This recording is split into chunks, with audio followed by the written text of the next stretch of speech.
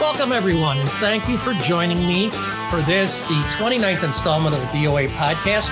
I am Jeff Ward, and this particular DOA stands for Decisions, Opinions, and Analysis, but I firmly believe you're catching on to that by now. Today, we're likely going to do a lot of opinioning, maybe a little analyzing, and a minimum of decision making. And the reason for that particular balance of the DOA scales is we're going to talk about one of my favorite topics today. And and that topic is one of my least favorite people, Aurora Mayor Richard Irvin. And since fair is fair, I'm sure I'm not on his Christmas card list anymore either.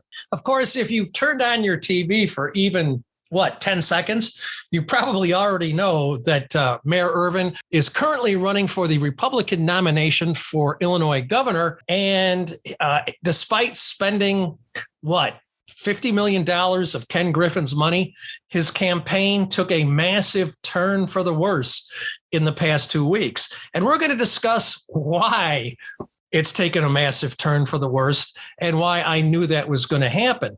Now, before you think I'm getting on my high horse and exercising my Schadenfreude powers here, Schadenfreude, that's the wonderful German word that means taking glee in other people's misery. I was Richard's strategy and messaging consultant during his first successful mayoral run. And while no one will give me credit, because no one ever does, but I really sat on the mayor. I made him behave. I made him change his messaging. I forced him to stop doing battle with Linda Chapellavia because it was getting so out of hand that the electorate would simply avoid both candidates, and Rick Guzman would have walked in and been the mayor of Aurora. Now, in retrospect, I wish that happened. But at the time, Richard is such a consummate pathological liar that he even fooled me. Now, I thought my BS-o-meter was a little bit better than that, but it was not. And Richard is my biggest regret as far as managing a candidate goes, bar none. Not even State's Attorney Jamie Mosser, who has gone completely off the rails, falls into the Richard Irvin category. For reference purposes, the column upon which this podcast is based ran on June 16th on thefirstward.net, all spelled out. That's my blog where I write twice a week, publishing on Tuesdays and Thursdays, about 1:00 in the afternoon. But before we get too far afield, let's get back to my current main point. Don't you just love ADHD? And that point is that I am not taking any satisfaction in watching candidate Irvin's downfall. And trust me, what I'm feeling is a far greater sense of relief, because how often do you get to see one of your biggest mistakes become undone, and all you have to do is sit back and watch it happen? I'm eternally grateful that appears to be the case, because again, I am as responsible for Richard Irvin being in this position as anyone. It was a case of terrible judgment. I learned my lesson that, part of the reason I helped Richard was Linda Chapellavia pulled some real BS on me. And so I decided to teach her a lesson. And instead, I taught her one too, but I taught myself one as well. And that's, running someone or helping someone run against someone just because you don't like that someone almost always turns out poorly. I have tried to teach former Chairman Chris Lausen that for years. And you know what? I don't think that's ever going to happen. So when Richard was lighting up the airwaves between January and May, a lot of my Facebook friends, a lot of my friends, a lot of my political friends, a lot of people who Richard has greatly disappointed came to me and said, Jeff, aren't you going to savage the mayor? Aren't you going to do whatever you can to destroy his gubernatorial campaign? And first, I don't think I have that kind of power. I don't think I have that kind of power in Kane County. I can make a difference, but let's not overestimate ourselves, shall we? And second, I knew Richard was going to do it to himself. I know Richard Irvin as well as anyone, and I knew that while you can be a pathological liar, you can still get elected mayor, alderman. It's not that difficult. Those races aren't as high profile. They don't draw as much scrutiny. The local press is a shell of its former self, so it can happen. And in this case, it certainly did. Richard was an at-large alderman in Aurora before he, there's one failed mayoral run, and then he won his second time out. So I knew Richard was going to lose based on two realities. The first is that unless Richard has someone who sits on him, 24/7, makes him behave, undoes that voice in his head that says he's always right. He's got, an ego that is the stuff of legend. And I really had to ride hard on him to keep him from making mistakes. He may have been the most difficult candidate in that regard that I've ever managed. And the second is, like I said, you can get elected mayor or alderman. I probably should reverse those two. But getting elected Illinois governor is another thing entirely, because you're going to get the Sun-Times, you're going to get the Tribune involved. And if you've made a slew of liberal statements in your past, and you have quite a bit of liberal baggage, not that there's anything wrong with that. I'm a classic Evanston liberal. And suddenly you decide that you're a dedicated Trumpian conservative Republican, that's going to become problematic. And it's important to note that liars like Richard Irvin fully believe in what they're saying at the time. And what that does is it kind of destroys your capacity to go back in your head and say to yourself, whoa, whoa, whoa, I have to be very careful not to completely contradict myself here, because the greater press will catch on and it's going to get more and more difficult to move forward. And that's exactly what happened to Mayor Irvin. The first thing is Richard claims he never, ever supported the COVID mitigations. And that, the Tribune has been all over him, and many other newspapers throughout the state as well, for that blatant lie. Richard Irvin was dead set for the mitigations because he contracted a terrible case of the disease. And that, and from that point on, he only saw through that filter. So while Richard told a downstate radio audience that he was never for any of these efforts to stem the disease, the truth is he implored people to wear masks in Aurora. He threatened to fine businesses that didn't follow Pritzker's rules. He forced Aurora employees to either get vaccinated or be tested weekly. And the icing on that cake is that Richard and I had a 3 days, mind you, text debate on this issue in which I accused him of being a conservative in name only for taking this tack. Again, this isn't about me, but I was one of those rare liberals who thought the mitigations were complete bullshit. They turned out to be complete bullshit. And so I thought I could perhaps convince the mayor to at least try to get Aurora kids back in school, but it fell on deaf ears. So beyond his public pronouncements, beyond his actions speaking far louder than words, he and I had it out, and I could not put a dent in his willingness to follow in Pritzker's wake every step of the way. And in fact, in many cases, he was even more adamant than Governor Pritzker was. So let's just go ahead and dispense with the notion that Richard Irvin wasn't for every last COVID mandate. And that's only the beginning. Irvin's next problem is he claims he has always been the staunchest defender of the Second Amendment. He doesn't believe in any gun control. He never has. And if elected governor, he will, maintain that gestalt, for lack of a better term. But you know what? That's not the truth either, because shortly after the tragic Henry Pratt mass shooting in Aurora, Irvin signed a letter from the U.S. Conference of Mayors begging the federal government for stricter gun legislation. And I think that was the right thing to do. I think we need stricter gun legislation. But, it's one thing to say you never said that when it's already on the record.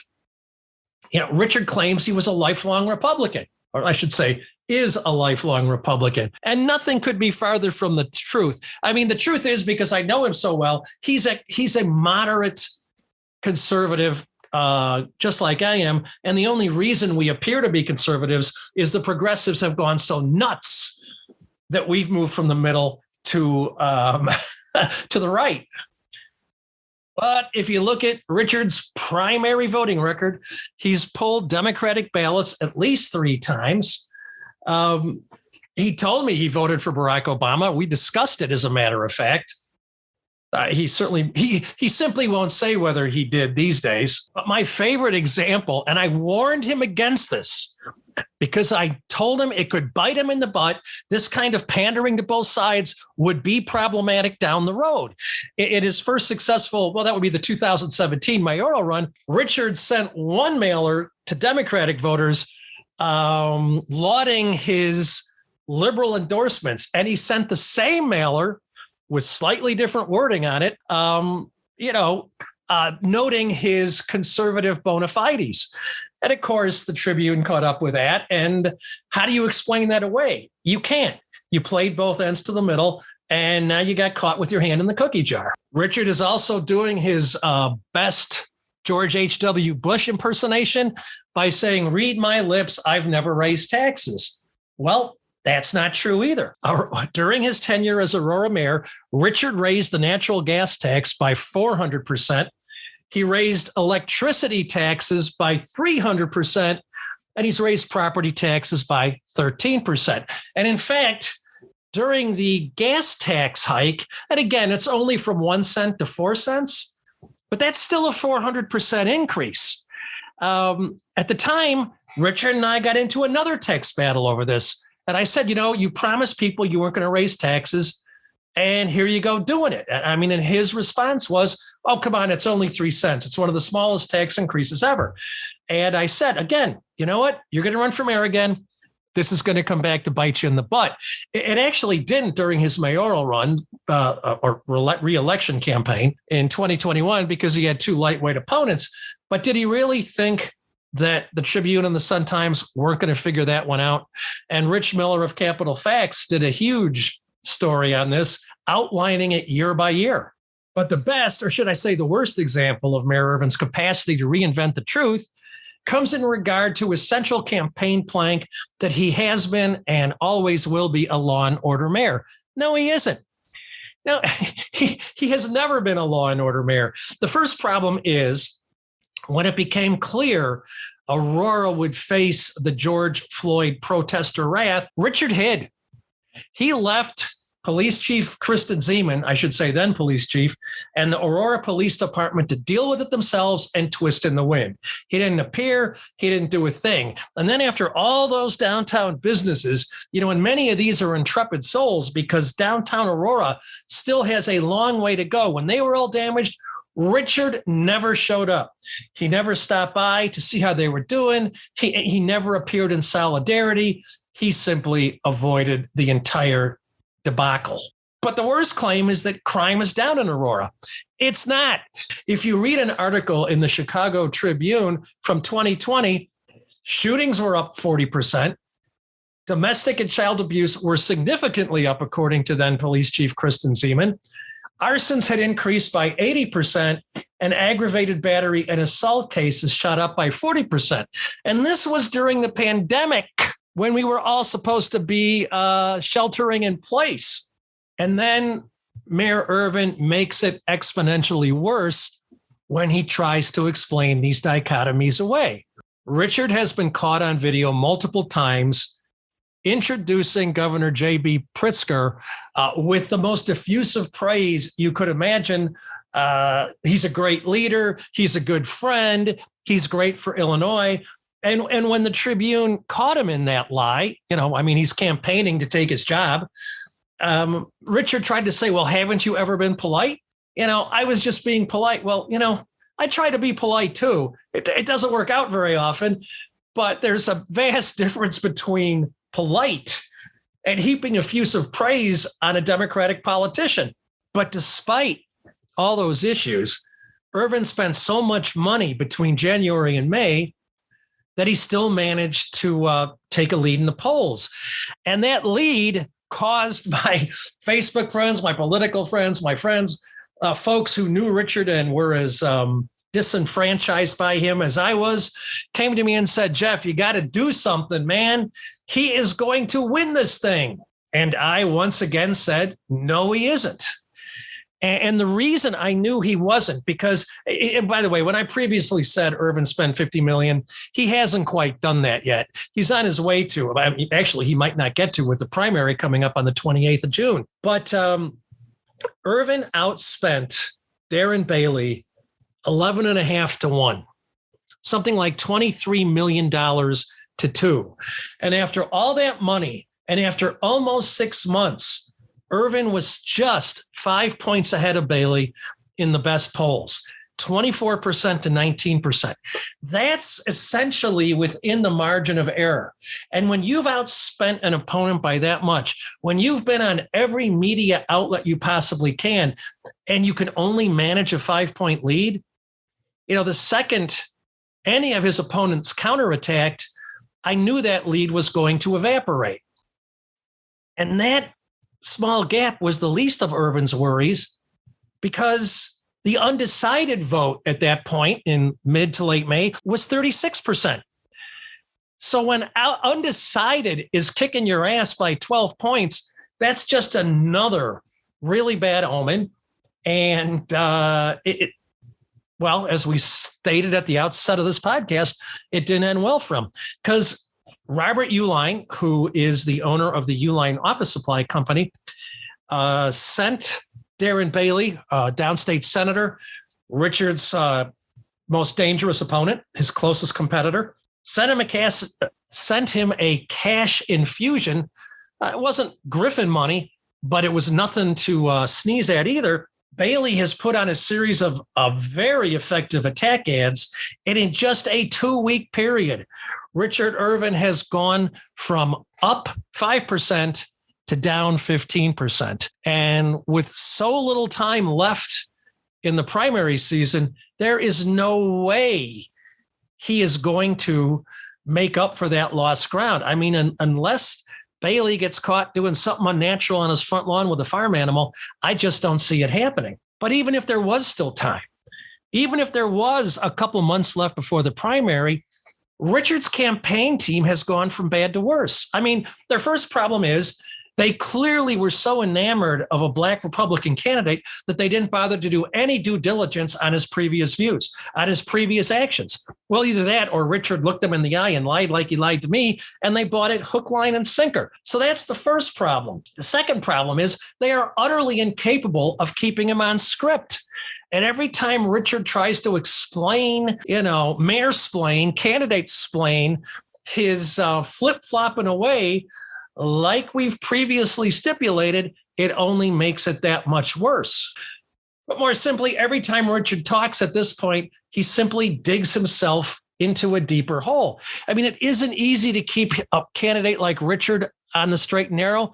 I managed to do it through a lot of effort. Ron Hain was difficult. Even Jamie Mosser had her moments where you kind of have to say, look, this is counterproductive. And you really have to have a strong personality to make it stick, because you have to have a bit of an ego to run for a major office like mayor of Aurora, state's attorney, or Kane County sheriff. Richard's campaign team, the very first thing they should have done is come up with a number of ways of reconciling his previous views with his current views. And that can be done. It's not that difficult. You could say things like, you know what? I learned a lot through this, and I was wrong back then. That's the easiest thing. Even if you have things like DUIs in your past, you could say, you know what? That was wrong, and I learned from it. And those kinds of things are going to make me even better when I'm elected to fill in the office. There's ways to, I don't want to use the word spin, because those things can very well be true, but there's ways of handling those dichotomies that minimize them. But Richard's campaign team has no clue, and they've either made no effort to do so, or Richard simply isn't listening to them anymore. But the final nail in Richard's gubernatorial campaign coffin comes once again at the hands of his campaign team, who came up with the most bizarre counterattack to try to make up that lost ground on Darren Bailey. And what they've done is essentially released a slew of ads that say a vote for Bailey is a vote for Pritzker. And they've painted Bailey as an ultra-conservative who isn't right for the state of Illinois. Well, you know, you have to have run a few political campaigns to really understand primary voters. They are a unique brand, but they are the diehards on both sides. They're the people that vote in every election. Most people don't vote in primaries, even if there's a choice like there is now in the Democratic gubernatorial race. So you get, like in Kane County, there's 13,000 diehard Democratic voters. There's about 15,000 diehard Republicans. And if you want to win a primary, that's who you have to reach. And, that's why they coined the term being primaried, because those folks are the true believers. They're a lot less likely to give a candidate any leeway on the basic tenets that move that party forward. So claiming Bailey is an arch conservative is only going to help him with the very voter base that Richard needs to win the primary. I don't get it. It's one of the worst moves I've ever seen. Not only that, but if you're saying a vote for Bailey is a vote for Pritzker, now you might get Chicago Democrats to cross over. There's no real Democratic primaries in Chicago or in the state.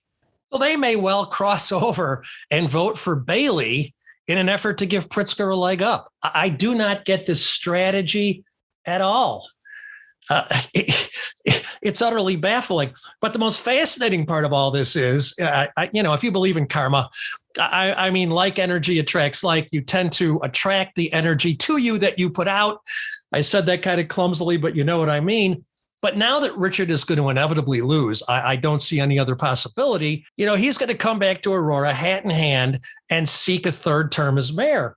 But now there's this huge statewide trail of Richard pretending to be a conservative, and the city of Aurora is known for its liberal propensities. So it's going to be, well, unless he has a couple more lightweight opponents like he did in the last race, but I don't think that'll happen in 2025. Irvin's going to have to somehow explain away his new conservative mien without the benefit of a highly paid campaign team, though, again, who's ever running his campaign sucks. So as running for governor, Richard Irvin has likely doomed any future possibilities of remaining mayor. But the best part in all this is I got to sit back and watch all this unfold. I didn't have to lift a finger. Richard destroyed himself, as I knew he would. You can be a pathological liar, I know I'm repeating myself, and win an aldermanic or a mayoral race, but you can't do that and win a gubernatorial race, because the Sun Times and Tribune still have enough horses to make your life miserable if you try. Please understand, I bear no ill will against Richard Irvin or anyone else for that matter, but it is a journalist's given task to afflict the comfortable and comfort the afflicted, and by doing so, restoring balance to the force. And Richard Irvin and folks like him need to be out of politics. Let him go back to the private sector, where he essentially had a mediocre law practice, and, maybe he can pull off another aldermanic run, who knows. And while Mayor Irvin was never any threat to J.B. Pritzker, I do think Darren Bailey is. And I'm going to state for the record right here and now that Bailey will get the Republican nomination, and he will beat Pritzker in November, because J.B. Pritzker, and his noblesse oblige, violated one of the most basic political precepts, and that is don't aggravate women. If you create a visceral reaction in any voter, but particularly women, you're doomed. And J.B. messed with children, and their mothers are fuming at the educational gap, the physical gap, in gym classes and whatever, and the fact that so many of their children are mentally suffering from these utterly unnecessary mitigations. I know I'll be voting for Darren Bailey in the primary and in the general. He's a bit too conservative for me, but what's he going to do? We have that Democratic General Assembly supermajority, and he's not going to be able to do anything with abortion or gun control. And look at what's happened to the state of Illinois with a Democrat in the governor's mansion and a Democratic General Assembly. It's not pretty, and we need to have some sort of balance. Bruce Rauner had a real chance to make a difference, but his stupidity in trying to govern by crisis did him in. So I hope all these opinions, with a little more analysis than I thought we'd get into, has been as fascinating for you as it has been for me. I love talking about this stuff. I love the fact that you're willing to listen to it. And as you know, my goal in life is to continue the conversation. And you can do just that by going to my blog. It's www.thefirstward.net. We will eventually get to my column on the unnecessary closing of SciTech in Aurora. SciTech was one of my family's absolute favorite places. I know we're going to talk more about the primaries after the smoke clears and the results are in. And I'm hoping, in regards to the SciTech thing, that I can get Elgin Public Museum Director Sherry Lynn Blazier, my favorite female curmudgeon, to come on the show and discuss how she's managed to turn the public museum around. It's not easy. And because no one ever gets enough Jeff Ward, I would encourage you to listen to WRMN Radio, AM 1410 out of Elgin, on Thursdays at 8:35 a.m., where Mark Bialek, the morning host, is kind enough to give me about 25 minutes to discuss the news of the day. And it's a lot of fun. It's a lot of fun to have somebody to bounce things off of. And I would certainly encourage you to tune in. And just tune in to WRMN as a matter of course. It's fun to have a local radio station around. So that's it for this iteration of the DOA podcast. Thank you so much for listening. And just like death and taxes, I guarantee you we'll be back.